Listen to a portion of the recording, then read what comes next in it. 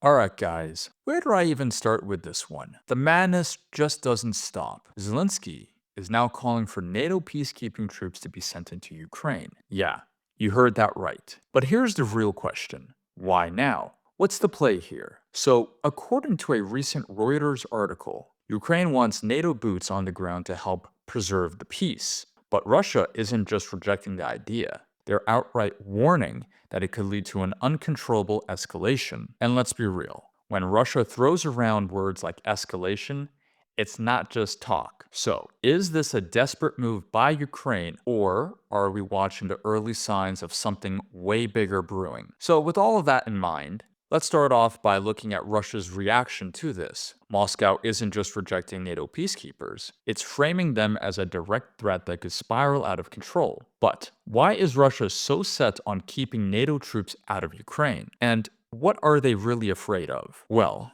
Russia's firm opposition to NATO's peacekeepers in Ukraine is deeply rooted in its broader geopolitical strategy and historical grievances against NATO expansion. For the past few decades, Moscow has viewed NATO as an existential threat to its own security, particularly as the alliance has steadily expanded into Eastern Europe since the end of the Cold War, as we have all seen. The prospect of NATO troops operating in Ukraine, a nation Russia considers critical to its sphere of influence, represents a red line for the Kremlin. Russia argues that such a deployment would not only escalate tensions, but could also lead to a direct military confrontation between NATO and Russian forces, a scenario fraught with risk of miscalculations spiraling into a full-blown war. This stance, however, is not only solely about military concerns. It reflects Russia's desire to maintain leverage in Ukraine and prevent it from becoming fully integrated into Western political and security structures. By framing NATO peacekeepers as a trigger for uncontrollable escalation, Moscow seeks to deter the West while justifying its own military actions.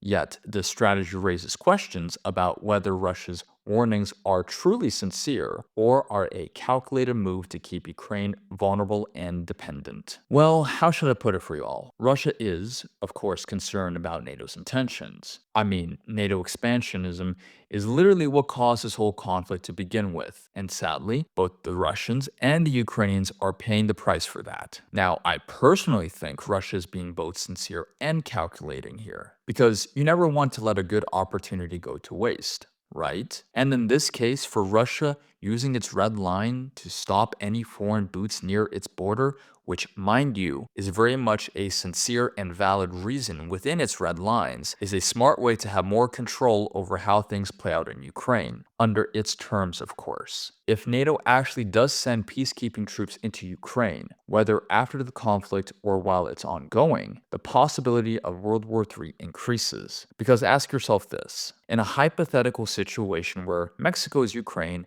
and America is Russia, and Mexico in this scenario requests both Russia and China to send their own peacekeepers to the imagined conflict, do you honestly think America would tolerate that? Of course not. And to add on that, NATO peacekeepers would be targeted by Russian forces, which would create more problems than it would solve. This would only fuel Western paranoia within Russia, perhaps lasting for decades to come, if I'm being honest here. I do want to also mention, this concern for Russia is in many people's eyes the most credible, as it literally affects its own sovereignty and international concerns, just as much as the Cuban Missile Crisis did for America. Except, of course, for those who worship NATO, they'd say otherwise.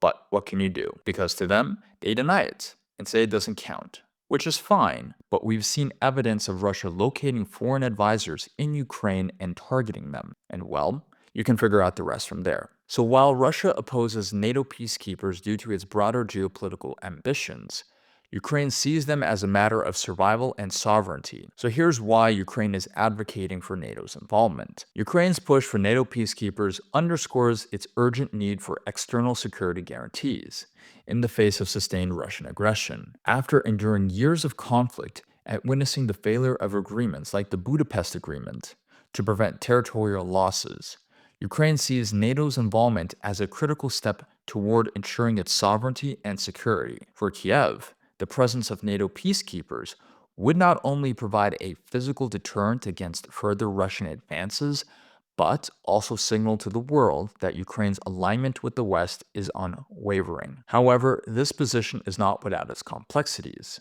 The deployment of NATO troops could provoke an aggressive response from Russia, escalating the very conflict they aim to stabilize. Additionally, NATO's involvement risks being perceived as a direct challenge to Russia's influence, potentially drawing more nations into the fray. For Ukraine, this is a calculated gamble. While NATO peacekeepers could create a much needed buffer, they also risk inflaming tensions and further destabilizing the region. The stakes for Ukraine are existential, as it must balance its immediate security needs with the long-term consequences of inviting NATO forces into an already volatile situation. Look, I'm going to be real here for a second. Ukraine, like any other nation, should prioritize its own immediate security needs, of course. But with that being said, provoking Russia by requesting actual NATO troops inside Ukraine in its current situation is insane. It's only going to push Russia to end the war faster, but not in the way people might hope it will. Requesting NATO troops just highlights how desperate Ukraine's situation really is. There's no denying that. And deploying NATO peacekeeping forces isn't some Hail Mary solution for anyone in this conflict. Ukrainian officials and NATO members all know this. So here's the real question. What do they stand to gain from such a bold move? Right now, NATO and Ukraine, more so Ukraine, are aligned on this proposal. The main message to Russia is clear. It would break all established international rules and challenge Russia's regional control. And for Ukraine, that's the goal, to hold on to whatever they can before Russia takes more, while saving face for the West. With Russia and Ukraine on opposing sides, the bigger question is, what role should NATO and the West play in this escalating conflict? Could their involvement bring peace or push the region, maybe even the world, closer to a larger war? With the debate over NATO peacekeepers in Ukraine highlights the dangerous balancing act between deterrence and escalation in modern geopolitics. Russia's warnings of uncontrollable escalations are not without merit. Introducing foreign troops into a war zone